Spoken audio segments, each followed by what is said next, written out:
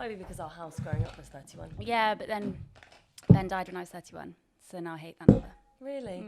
Yeah, I really liked it up until then. Sorry. Oh. Sorry. Okay. Actually, no, was I 30? I was 21, so you would have been 31. Fuck. Fuck, yeah. Yeah. Right, that started us off on an incredibly depressing note. When you said episode 31, I did think, oh no, you're going to say you like the episode 31, and I'm not going to be able to withhold the fact that I now hate that number. That's so funny. I'm sorry. No, it's all good. Yeah. It's all good. We're in a good mood today. I'm all right. I feel slightly, I don't know if I feel quite down. Why? Which is really weird. Why? I don't know. Completely no reason whatsoever. Do you think it's a sort of a background anxiety? Maybe. It's just a constant feeling of fear. Really strange. Yeah, I think that is something I experienced too. Yeah. In fact, I was talking about this with my friend the other day, and she asked me about grief. She asked, like, are the cliches true? And, whatever. And I said, well, I don't know if the cliches are true, but I think the quote that I read that I feel is the most applicable is the C.S. Lewis quote saying that they don't tell you that grief feels so much like fear. Because I think that, obviously we've had the swells of emotion and the difficult experiences, but the thing that's lasted with me the longest is a feeling of anxiety and fear all the time. It's just like a background buzzing. And I think that's probably why we're all a little bit more high energy. I think it allows you to be happier when you're happy because you it's like an extra buzz. But there's always something that's just like makes you slightly on edge. Yeah, constantly. Or the feeling that everything could just get ripped apart. Yeah, definitely. It's just harrowing. As I was walking here, I couldn't stop thinking, about what life would be like if this hadn't happened.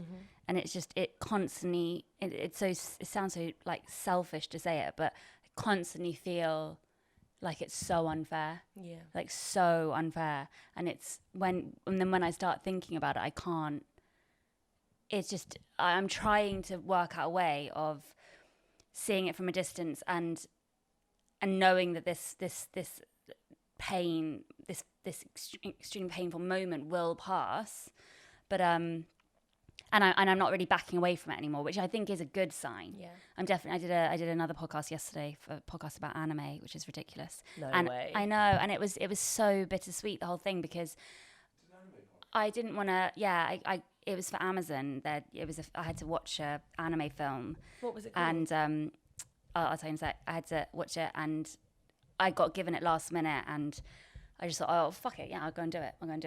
And it was like 9 a.m. in the morning, so I knew I still had the whole day, and I when I get asked stuff, I can't say no, so I thought, okay, I'll do it. And it's with a host I really like, and it was just horrible because I immediately wanted to tell Ben.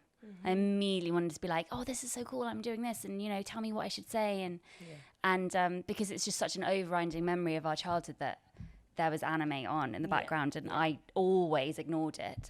And you like it, and Jamie likes it, and so I text Jamie being like, oh, what shall I say? And and I didn't want to upset you, because I thought if I tell you that I'm doing it, I didn't want you to think about Ben, so I didn't ask you. And it was just like, then I got to watch this anime film, which I fucking hated. It was, and I thought it was like a new release. I thought, oh, I'm going to watch a preview of a film. It was apparently a film made in 2002 or something. Is it Neon Genesis Evangelion? No, Evangelion. Oh Evangelion God, 3. Did you watch End of Evangelion? Evangelion 3.0. 3.3. We haven't seen that yet. It's really good. I mean, and I there's so many. It was also I think I was asked because a lot of the film's about grief. So it was just harrowing to watch. And I had to watch the film. I got told I was doing it at 9 a.m. in the morning, and I got told about 4 p.m. So I didn't watch the film until after Love Island the night before. And then I got up at 6 to watch it in the bedroom. Donnie woke up watching it with me. And it was just so beautiful because it was like, I could see Donnie getting so, because he's obviously obsessed with Pokemon. So it was quite sweet because I thought, oh, you'd have loved to have watched anime with Ben, or, Ben could have. It was just horrible. I know. Horrible. But I think that you have to just accept that you're going to see him through the lenses of so many different things, because he liked so many different things, and you can still enjoy those things. You just have to kind of like enjoy them with him. And imagine him there. So we've recorded this podcast in Coldrop's yard in a place called Spiritland. Have you heard of it? You will love it. It's next to Dishoom in Coldrop's Yard. Is it an arcade? No, it looks like a restaurant, but it's a listening cafe. So it's had hundreds and hundreds of thousands of pounds pumped into it to make the like state of the art state of the art. Okay, state of the art equipment. Oh my God. Listening equipment. So they have these giant State of the art. Steak of the art. Steak of the art. You got a really steak of the art. The steak of the art equipment. These state of the art. I know. I was being stupid on purpose. You know, like huge speakers, and apparently they have listening parties where they just play a record, and apparently the quality is so much better. So people just sit there and listen. And I thought, oh my God, Ben would have loved that. Yeah. But then, you know, we can love it and we can enjoy it for him. Yeah. I had a similar experience a couple of years ago. I went with a few people to go to the Sony. It's like they have a in Soho Square, right by the Soho Theatre. They have a Sony building, and there's a room in there which is called the listening room. They turn off all the lights, they give you a blindfold, and you go to listen to an album. And I had no interest in jazz or Miles Davis or anything like that, but it was Some Kind of Blue, which is like his most famous album. And everyone that goes in there sits and listens to the entire album all the way through with a blindfold on in complete darkness. And the speakers are such high quality that it's supposed to be this different experience. And I thought it was going to be so pretentious. But going in there, and it's like being in one of those, you know, the things where you lie in the water, isolation tanks. It's a bit like that. And I genuinely started to see the music as like colours and shapes in my brain. And I couldn't not think about Ben the whole time. Yeah, because he would have talked about that. Because when you're shut off from what you're seeing and what you're hearing, apart from this one thing, it allows your brain to be fully free. And I found that to be like a very kind of moving experience, really. I remember you talking to me about that, and I remember I didn't quite engage. I remember thinking, okay, I can't deal with that. Yeah. And I think that it's sometimes like just those moments where you don't expect it, where you're kind of like, I couldn't leave, and I didn't even know how much time was going by because you lose all sense of awareness. But that was quite a gripping experience for me because it was like seeing a different part of my brain, and to know that he exists in all of these different little nooks and crannies. Like I hear him all the time. Whenever Harish and I are playing video games, you'll give me an instruction and you talk about it in this little boy way, and it literally blasts me right back to being and playing video games with Ben and Jamie. And you can get upset about it, but then I think, well, no, that memory's still in there, and that's a nice thing, and that's never going to change because maybe I'll think about that every time I play video games. It's so weird because this guy I was with yesterday, he said that he's got a book out and it's all about Studio Ghibli. And the second he said Studio Ghibli, I, having not thought about, heard that, you know, those two words together in years, suddenly I was transported back to Ben and Jamie and them talking about Studio Ghibli, and it was so weird. And it's like, how many things are locked, and I just need someone to say something, and then I'm going to have all of these memories come back, and that scares me sometimes because it's like there's so many memories that are just going to stay locked forever, and nothing's going to trigger them out. But I don't know, I think that it's a sign of progress, to be honest, that the memories kind of come now and they're not as petrifying. Like, they're still very upsetting, obviously, but I think that we were in a state of shock for the first year or so, and I didn't find those things as easy to access. Whereas now, I feel like I'm much more connected with him in a weird way. Yeah. I think it's because we got past the stage. Yeah, so you have to remember that. And also remember how cathartic and good for you writing the book must have been. No, absolutely, yeah. And I'm trying to write more about it now, and I can sense that it's already helping me. Yeah, no, it does. Because you see yourself, you're not yourself for a second. Exactly. You get to kind of think of it like a sort of story. Yeah. Anyway. You're okay. I'm okay. Yeah, I'm okay. It's also it took my breath away looking at my phone the other day because a photo popped up of Margot when we had just moved to this place. Well, you know, when we moved from where we do live now, we moved somewhere else, and it shocked me because she looked like a baby. Yeah. And then I was like, oh my God, that was 2 months after. Yeah. And then I was like, she was 2. Yeah. She was 2. Yeah. Like, she was a baby. And she didn't feel like a baby then because I was suddenly having to deal with so much. And that kind of really knocked me because it was like, have I lost out on huge bits of parenting and memories and joy with them because I was grieving. Not at all. Not at I all. know, but it just seems so unfair, like that happened. And I know that it's not a good time for anyone, but it's like feels like it didn't just affect me; it was affecting my children as well. So it's and obviously Alfie. So it's like it feels like with writing the book and having this distance from it now and talking about it, I'm able to be quite like it's quite clear to me that I'm writing about shock and trauma.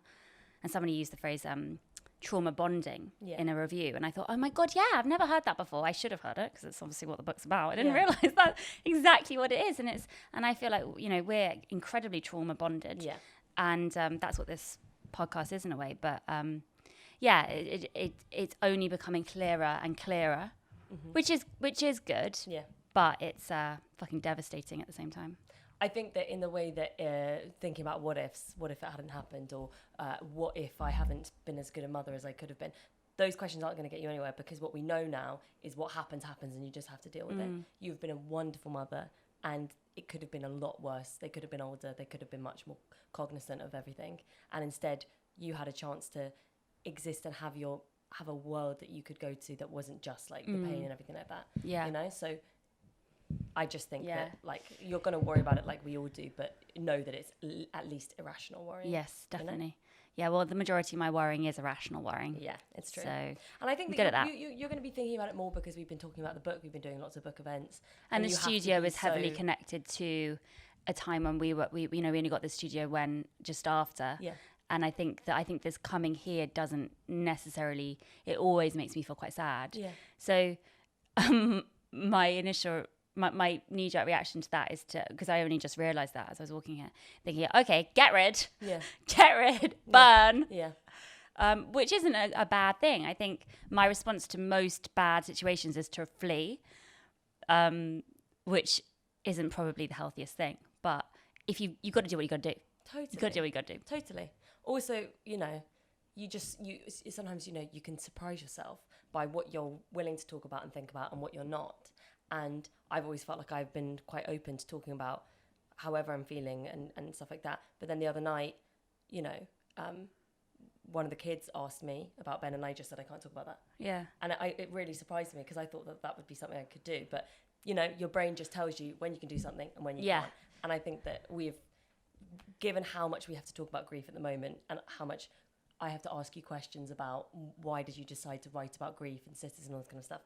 Like, even if you don't think it, your brain is going to be tapped into a very vulnerable place right now. So, you can forgive yourself for that. Margot this morning put on your old skirt, the one, the fleece necks one. Oh, yeah. The little one that's meant for a 2-year-old. Yeah.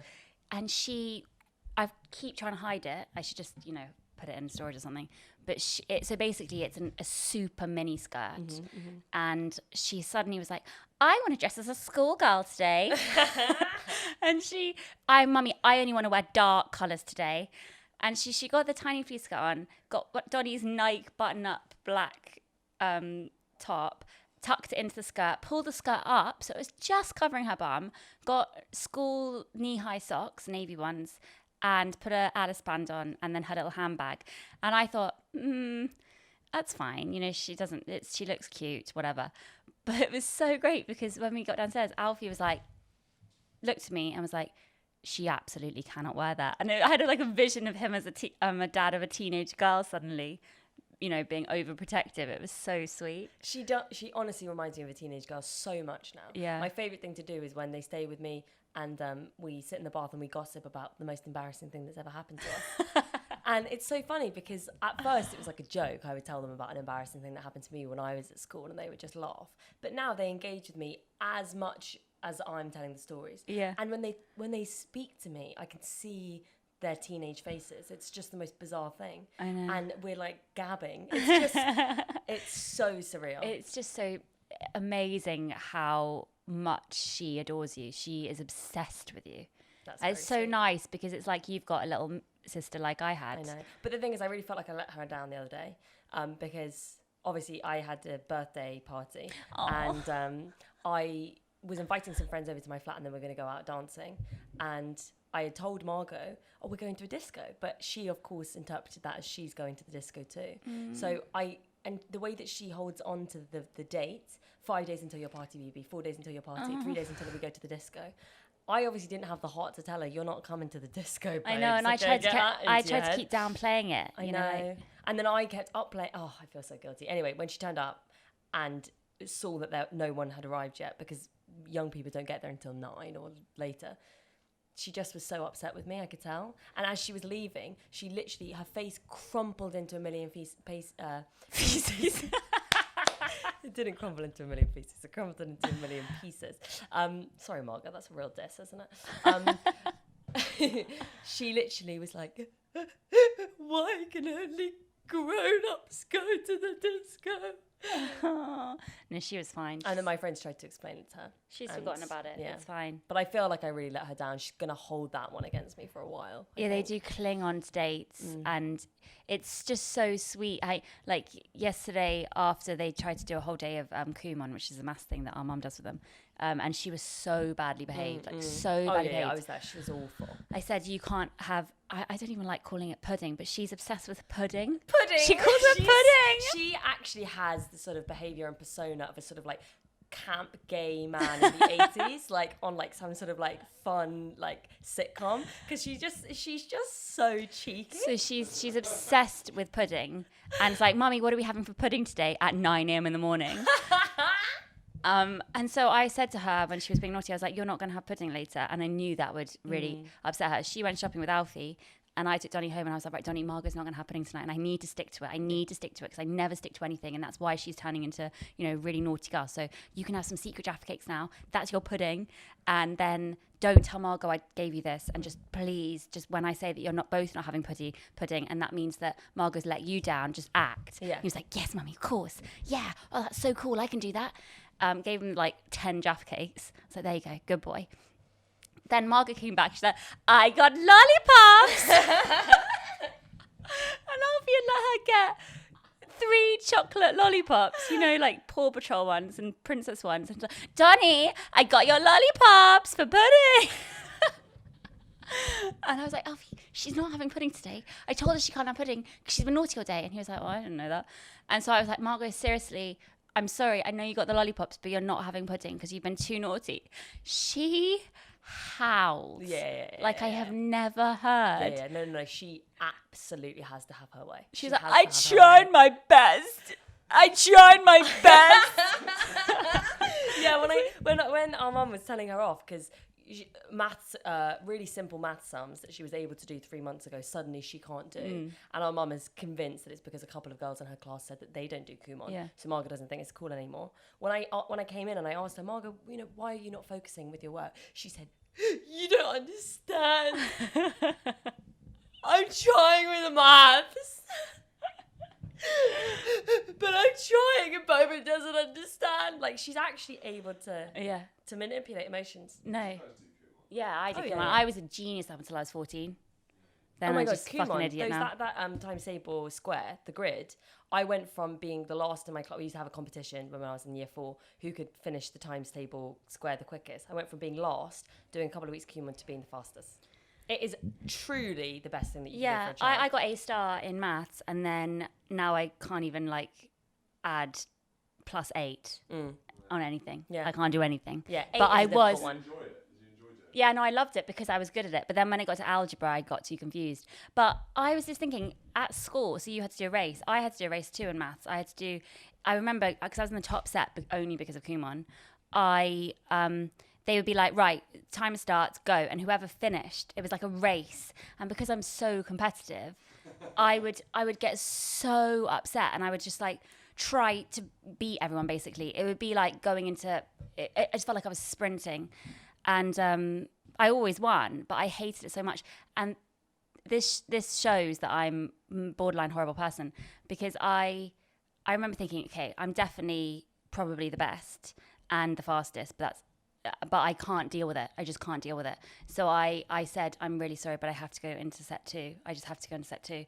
So I moved myself down into set 2 What kind of like Premier League sport do you think you were involved in? It felt like that. It felt like, because I wanted to just be like a comfortable big fish. I didn't want to be a struggling big fish. I wanted to be a comfortable big fish. So you were negotiating your life already at a young age. Yeah. That's so funny. That And makes then- so much sense for you. But then That's big Taurus energy. Exactly, but then very quickly, because I stopped Kumon, then I became just a fucking idiot. So I didn't know anything. Yeah, so that's why we need to keep them on the right path. I used to cheat as well when Mummy went out. I would go and find the answer book, and I would just cheat. Like, for what reason? You're only cheating yourself. Yeah, exactly. You're only cheating yourself. Exactly. Have you ever cheated in school and exams and stuff like that? Because I know you have. I didn't cheat. This isn't a cheat. This is just clever. Yeah. This is practical cheating. Go on. For my A-level English, I basically memorized essays, like practice essays, and then Practice essays that you'd written. You know, when you get like test essays and you have to just, I don't know, I can't remember. I basically learned an essay off by heart that I could adapt into whatever question. So I learned it verbatim. I like a whole essay, and all I had to do for each question is just like add Plug in the words. just like maybe one quote, an intro and an outro. So yeah, not- that- fucking that's not clever. cheating, that's Clever, but I just- did get 100%. I got 100% English A-level. Yeah, it's fucking clever. That's not cheating, because that's something that you get rewarded for. Like if that's what the system promotes, and you can do that and you can get rewarded for it by getting 100%, and that's not cheating. That's just being clever. Yeah. Do you feel attached to the books you studied at school, or do you feel like sick when you hear the title? Well, I feel attached to a couple of them that I really liked, but now I look back and I realise that for my English, like, big A-level piece where you write about 4 books, I didn't read 2 of them. I watched the movies. Like, that is absurd. I'm sorry, I still got an excellent grade in that essay.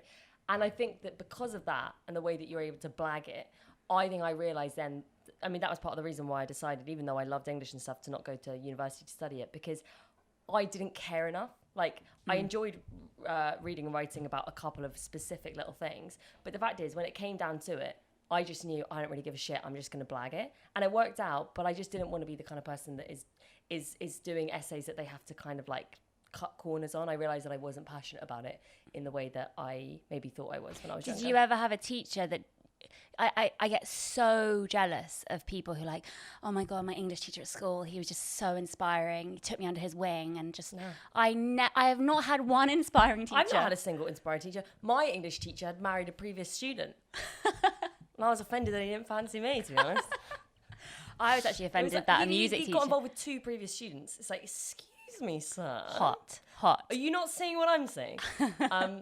Anyway, yeah. I had a music teacher who would kiss sixth formers. God, that's so fucking weird, isn't it? Yeah, he's called... I can't tell his name. Get arrested. I've already arrested enough people in my lifetime.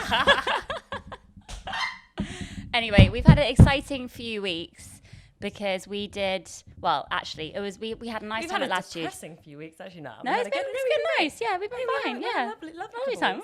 Yeah, Lovely. Really good. Yeah, it was amazing. I got a little fringe. She got a new haircut. Didn't realise it'd be this short, but my hairdresser said my hair was pretty damaged, so just get her off. Just get these front hanging pieces that just look like It's just so fish funny off. because in this 31 episodes we've done, your hair has been like numerous different colours and styles.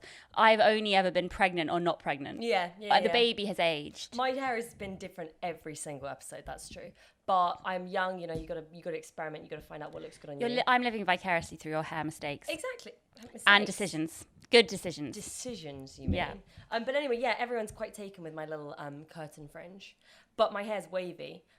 Curly, some would say. And You would say. some would say I have a very lovely natural hair texture, maybe a sort of a 2B, a 2C. What's a 2B?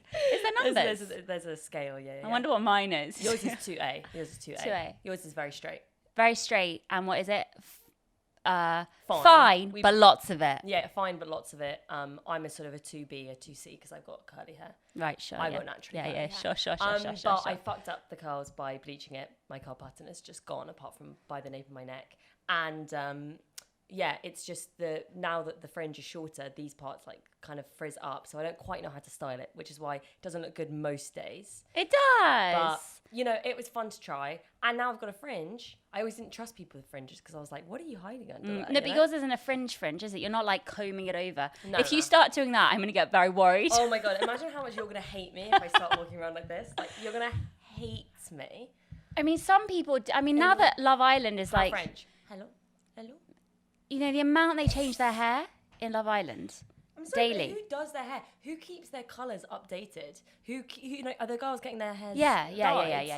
They're getting highlighted. Everything done. They're getting bikini drops every day. They're getting makeup drops. They're getting it's the most things dropped. It's the most postmodern thing in the world that the advertisement before Love Island that I saw at first, or the Pretty Little Thing, you see the advert for the clothes with these girls that look like they could be on Love Island prancing around a plane. Then you watch Love Island, you see the girls in the clothes from that website, and then afterwards you get another advertisement and you go online and you see girls from Love Island wearing the clothes that then you can buy straight off their bodies.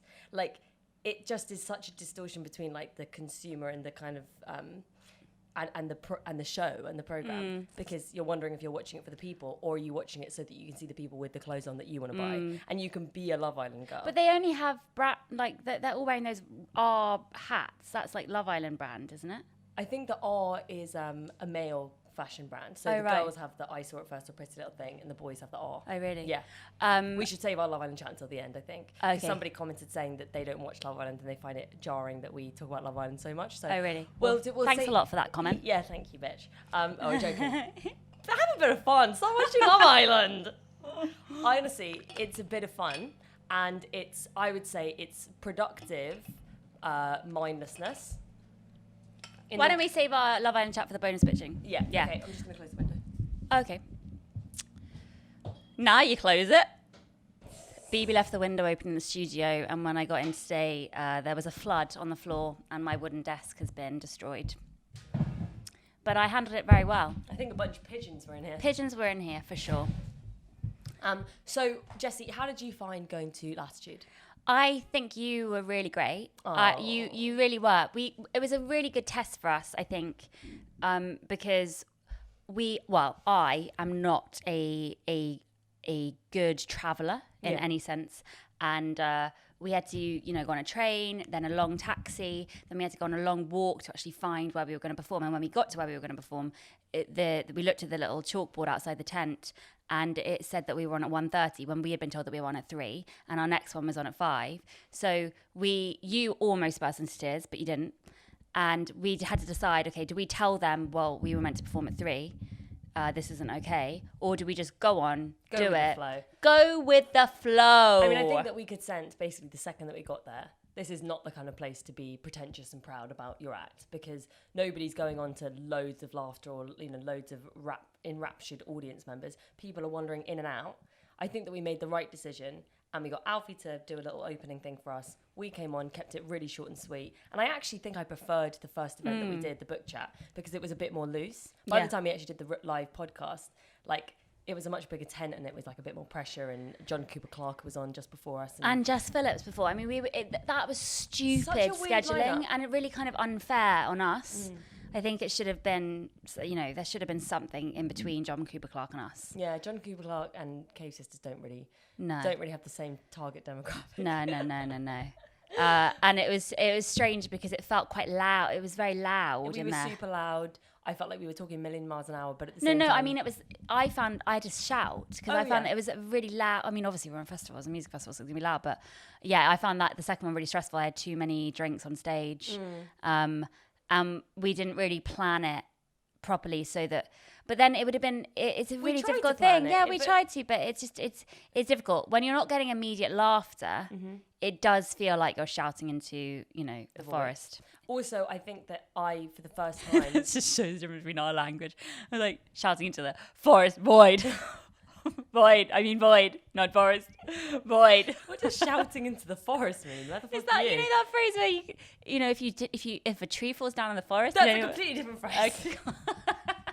There isn't some like mythical, metaphorical forest that like everyone is in and having experiences Shouting into a forest. You're shouting into a forest. Yeah. Okay, to well, who? To trees? Or to people? Yeah. I think that sitting on the stage there doing the podcast made me really appreciate how fun and freeing it is when we're just here. Because I feel here that I can try out funny little silly lines and be goofy. Like I was going to have a whole bit about my fringe that I was too scared to say at Latitude because I was like, these people aren't going to fucking get it and they probably never see me with no fringe. I know. But here it's like, you know, hey, you can chuck a little sass in there if you want, you know? Yeah. I started talking about breastfeeding out of nowhere. Oh my God. And then you were like, oh, you breastfed until you were 5, didn't you? And I was like, no. I'm sure you did. Jessie, even if you had, I shouldn't. It's not a place. Even if I had, that would be a weird fucking thing for you to bring up at Latitude. I'm sorry. It was just really awkward. And by that point, I was like, I felt very exposed on that stage. So I did really enjoy the first event because it was small and sweet. Yeah.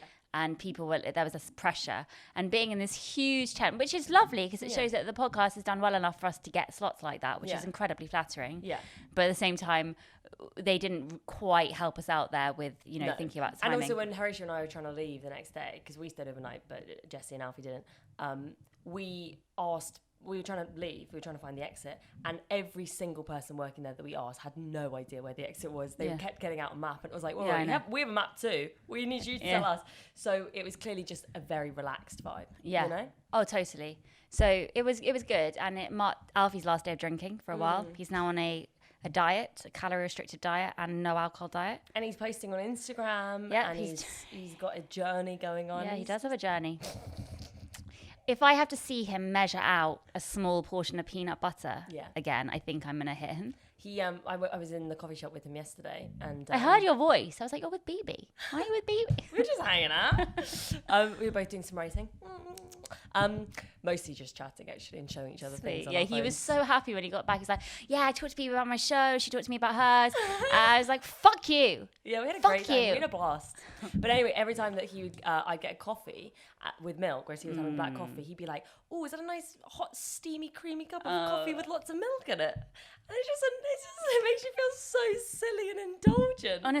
Honestly, he measures out oil. Oh, fuck that. People measure oil. Oil's good for your skin. Jamie Oliver, have you seen Jamie Oliver? Swish, swish, swish, swish. Do you think that Jamie Oliver's measured out any oil in his whole life? He's a tiny little vodka shot. Are you saying that you're better than Jamie Oliver? Exactly.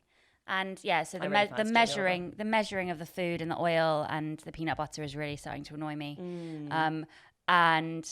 But I am really proud of him, and I really hope he can stick to it because he is so much more focused and nice. Like, not nice. He's always nice, obviously. He's not like an abusive alcoholic or anything. He's not, obviously, but I like the sober version of him. He doesn't like himself as a sober version of him, but I really like it. Yeah. So we'll see. See if he can. It's not been 2 weeks yet. 2 weeks, 3 weeks. See what happens. I think he's doing really well. Yeah. Really, really well. I have been drinking a little bit more than usual recently. Not because I'm a booze hound, but because I've been trying to actively be more social. I'm writing and stuff like that, and I realised that if you just sit down on your own all day, you run out of things to kind of write about and think about. So I'm trying to not close myself off to experiences. I'm trying to hang out with friends that I haven't seen for the last 2 years and stuff like that. But I think that so funny. It's just a completely different approach to me. The socialization for me is just like it's definitely like a lot. It's overwhelming. I feel quite tired. But yeah, no. But I don't need that for writing at all. It's funny. You have experiences that you write about, right? So basically, my point is that I don't need that for writing. Yeah, I mean, Jessie, you do. I don't need that. I don't need that. I need alcohol to write. Jessie, I'm not saying I need alcohol to write. I don't need friends to write. All of the things that you've written about have been about experiences that you've had. Things that you've done. My home life. No, if you think about sunrise, right? Yeah, that's my home life. Yeah, but you talk about International Day of the Girl. You talk about all these things that have happened to you. You can't just... I mean, maybe if you're a genius, you can. But you have to pull from some experiences. Yeah. So I basically have just been trying to... not force myself because I've been wanting to do it, but like keep myself open to experiences. And I've been But you don't need alcohol for that, BB. Okay? No, I'm just saying, but calm it down. I think that my point was, Jesus Christ, my point was that there is alcohol everywhere at the moment. It feels like a big party. But you do not need to drink it. I know. Oh my god. Oh my god. Oh my god. No. I think that what I'm saying is I'm realizing it's quite difficult to turn down drinks and stuff like that when everybody that you're hanging out with wants to celebrate. And they have a 9-to-5 job. You know, they have more of a kind of set schedule where they can drink at the end of it. Whereas with me, because I'm freelance, unemployed, it just feels like when I do drink, I don't want to not drink. I don't want to not partake. But at the same time, I feel more indulgent for it because it's like, but, you know, I don't know. I just feel like I haven't earned it in a way. But I'm trying to not worry about that kind of thing. I think that has been largely the reason why I've never drunk, is I've never felt like I've earned it. I've got this like awful, what's the word?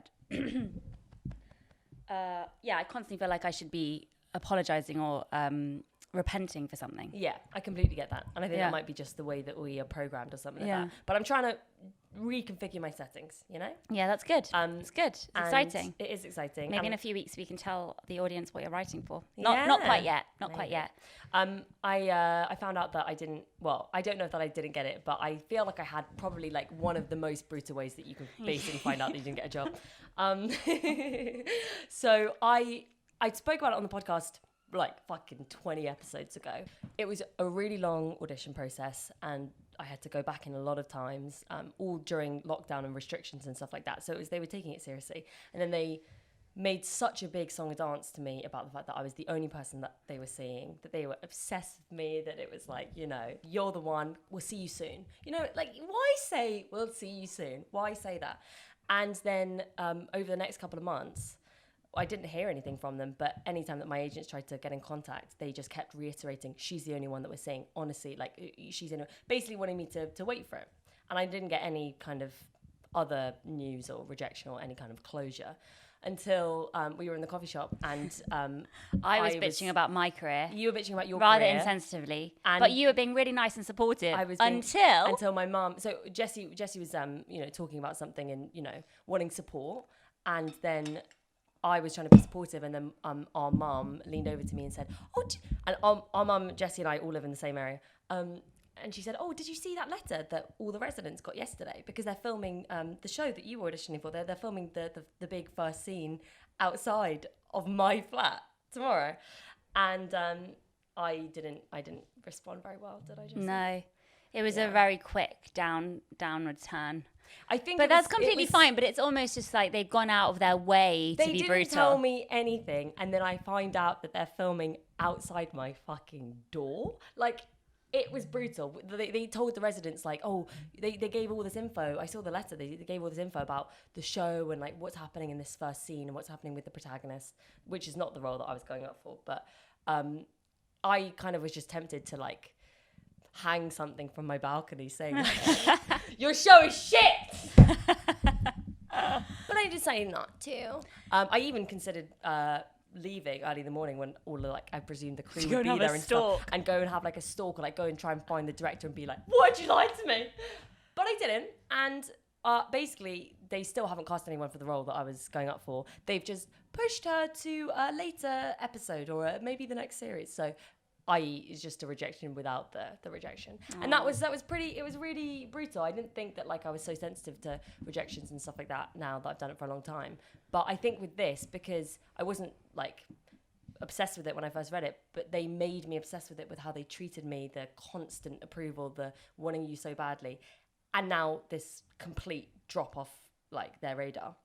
It's just reminded me how brutal acting is, and like the way that actors are treated very, very disposably. Yeah. And it's why you just need to have more power and do stuff yourself, because you just can't wait around for these people to fuck you over. But even when you're in something, so Buffering just went on to TV last night, which is an ITV2 sitcom that I'm in, and it was lovely watching it, but at the same time it was like terrifying, because I have no control over that. I didn't write my lines. I'm just acting and saying this thing, and I'm going to get criticised whatever I do. And it's like, but, you know, or celebrated or whatever. But then that feels wrong too, because like, well, I didn't write it, so I shouldn't get any praise. And I also, it's really strange to give yourself over to something else, something bigger than you, and to say, you can do whatever you want with me. Yeah. And you know, I'm lucky that I've been on both sides. I can act in things and let that go, but it's not as simple as that. I can't just enjoy it because I'm thinking, well, you know, I don't know. It's really hard both ways. I think that also because in the last couple of years, really, basically since the pandemic and all that, we've both been more in control of our own careers and putting more like active effort into the things that we're doing. So for me to then be transplanted back into like my younger self, waiting around for like people to tell me if I've got a role or not, and to just, I felt so vulnerable. That's why I felt so stupid, and that's why I didn't react well in the coffee shop, because it just reminded me how silly it is to expect something even if you tell yourself that you're not expecting it. So it was definitely quite a shitty feeling. And you feel vulnerable too, because now you're on TV every week. Well, no, but it's just like Bitch. Lucky bitch. I have such low expectations, and I don't want you to have such low expectations like me, because there is a reason why you should have hope in things and believe in yourself and think good things will happen. And I'm so far gone. Yeah. You know, even when good things are happening, I still think, but this is shit and this is shit. But, you know, this happened or this happened. So I think we both need to meet halfway. Yeah. You need to bring down your expectations. Which I have. Greatly. And I know you have, and that's great. But also build up your own self-confidence so that you have more confidence to put your own work out there. And I need to have more belief that good things will happen, and when good things are happening, enjoy them. Yeah. And so please watch Buffering on ITV2. Yeah. There's a fly in here. Also, I did a really embarrassing thing of, I went into so after we did a thing called Shedinburgh, which Bebe, who's very good at this and has done it now many times for me, she interviewed me about the book Sunset. So we did it in a shed, which is going to be streaming on the 17th of August if you want to listen. It's actually, I think, our best version of that discussion, and the last one we'll do probably. Yeah. I think we should probably, if you don't mind, do like an Instagram live or something of it, just like so people can watch it. But yeah, it's just a talk with us about Sunset and the themes and everything. It was a really nice chat. Yeah, it was a really good one. So if you want to watch that, it's on 17th of August. I have no idea what I was going to say after that, actually. Oh yeah. So after that we went into Foyles, and I got angry because I couldn't see Sunset. And it was upstairs, and I went in. You got me to ask. And I went out to ask where it is. How many copies do you have? 7. 7. Lucky number. Lucky 7. Anyway, I took the book, and then I went and put it downstairs, just so that there was one on the ground floor too. Just so you know that novelists have to graft. They have to graft. But then, so I thought, okay, well, that was a bit cheeky, but whatever, someone might see it. I did put it in the recommended bit. Right in the front. You know those little descriptions? I just put it over it. You could just like pretend that the description is about your book. So I felt like a bit cheeky. This is a harrowing tale of World War II. Then I felt a bit cheeky, and then we went out. And then as I was walking out Foyles, Alfie texted me, be like, well, this is a bit bad, but I just went into Foyles and Waterloo, and I got caught switching your book around. So in Foyles at the same time, Alfie had been switching, and you got caught. That's so sweet. I know, it's so sweet, moment. But Foyles obviously going to think I'm mental. Yeah, Foyles are going to think that you're mental. They'll be like, okay, guys, just so you know, Jessie Cave, the author, might be coming in today and fucking some shit up. You know? I did it as well. I went into Hatchards in King's Cross, and I couldn't see my book. So I was like, and I had my mask on, so I thought, okay, they won't, not that they would recognise me anywhere, but I thought if they did, it would be really embarrassing. I was asking, do you have Jessie Cave Sunset? No, with like a big fake moustache and a trench coat on. Hello, do you have a Jessie Cave Sunset? So I said, do you have it? And they were like, oh, we sold out, which I thought, oh, that's great. Oh, good getting news. 3 in. But they were only getting 3 in. I was like, why aren't you getting more? Anyway, I think when they said 3, they meant 3 shipments, by the way. Well, they didn't, because I went in and there were 2. There were 2 when I went back in a couple of weeks later. Okay. And I guess I don't know how bookshops work. No. Then. And so I went in the other day to check if they had got any more. It's only because I happened to be in King's Cross too. I'm not, that desperate. You do sound mental. I do. But anyway, Donnie and Margot went in, and I was like, just go up to the book. Go to the book now. Go to the book now. Just still it. I took a photo of them with the book. Haven't used it yet. So if you see that on my social feed, you'll know that was quite a journey for me in Hatchards. Mm-hmm. Anyway, I think that... we have been on a journey recently, haven't we? Yeah. We have been. I was going to say we need to end the podcast. Okay. Yeah, okay. Cut me off. It's only been 44 minutes. I think we can go on for a little bit more. Can we start? Sure. Yeah.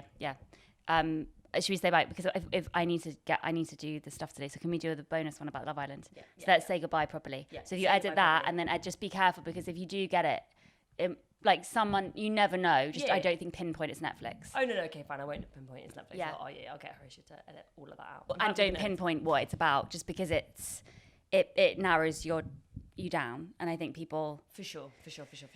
Actors do listen. Yeah. But I think I was nice about being. You were really great. You were great. The way it felt. No, it's really good. It's really good. Yeah. Okay, cool. Thank you everyone so much for listening, and hey, stay tuned.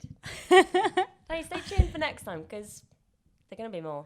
Support us on Patreon. Hey, support us on Patreon. I put so much shit on the Patreon recently, and it's been a bit of fun. I did a couple long rambly cake videos. There's a latitude video of us behind the scenes. There's a sunset documentary. Sunrise documentary. I'm so sorry, I always get the two. No, it's fine. And sunrise documentary. And if you want to scroll all the way back, there's loads of writing on there that I've done from the first lockdowns. And there's a skincare regime video. There's loads of stuff. And there will be you more. You want to get Jessie's gorgeous skin. So do I. There'll be loads more videos in time to come. Catch you later. Hey, bye. She's going crazy now. She's going crazy. Watch her now. Watch her.